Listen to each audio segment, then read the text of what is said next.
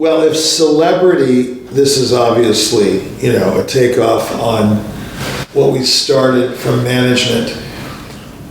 If celebrity is the number one thing that a buyer brings to the table in his thoughts, this is the foremost thing in the front of his head, what would be the second thing that they're thinking about? Well, it's an interesting question. A conductor, his second thing is the musical map. I'm almost positive of this, although Larry Tucker and a few other people, some of them agree with it, some of them don't. I respect a lot of people in this industry, and I've interviewed them on my show, the Jack Price radio show, and we've tossed it around. Some agree unanimously and some don't. But in my opinion, the conductor thinks secondly of the musical map. Now, let's delve into this. What is the musical map? Here it is. The conductor, and maybe even artistic administrators who run recital series and chamber series, might think this way too, if they're musical. If they're suits, then they don't.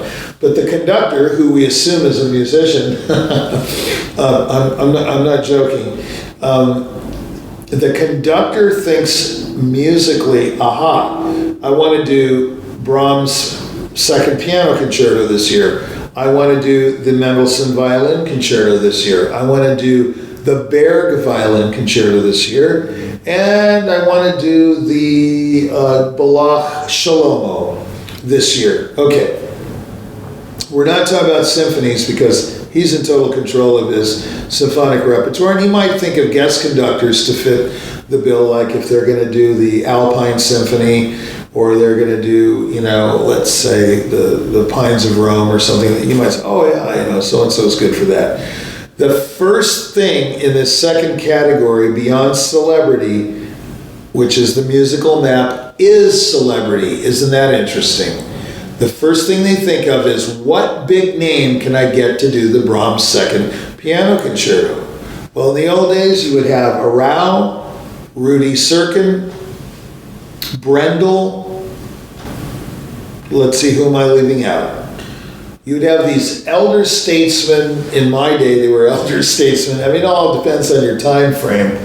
Arau's not available. Let's go ask Serkin. Serkin's not available. Let's go ask Brendel. Brendel's not available. Let's say those were the only ones available to you. Guess who's next? In the musical map, to do the Brahms second would be friends of the conductor. People that he knows that can play that Brahms successfully, or at least he thinks they do, that Brahms second. He goes to the people he's played with before.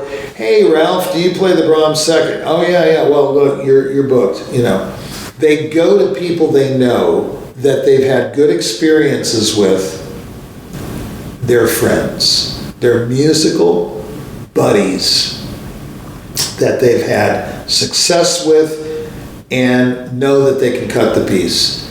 That's the second part of the musical map. First it's celebrity, then it's friends. Then the third area is development artists, competition winners. Probably competition winners who have a high profile come, if the competition was recent, they come before the regular development artists who haven't made a name for themselves by winning the Leventritt or the Clyburn or the Naumburg or the Leeds or the Tchaikovsky or the Indianapolis, blah, blah, blah, blah, or the Wieniawski. We can go on forever. So maybe there's a subcategory. Maybe it's contest winners, then development artists. Maybe there's even the next category, nobodies. Like, pull them out of it. Let's go discover some young person, It's a really complicated process.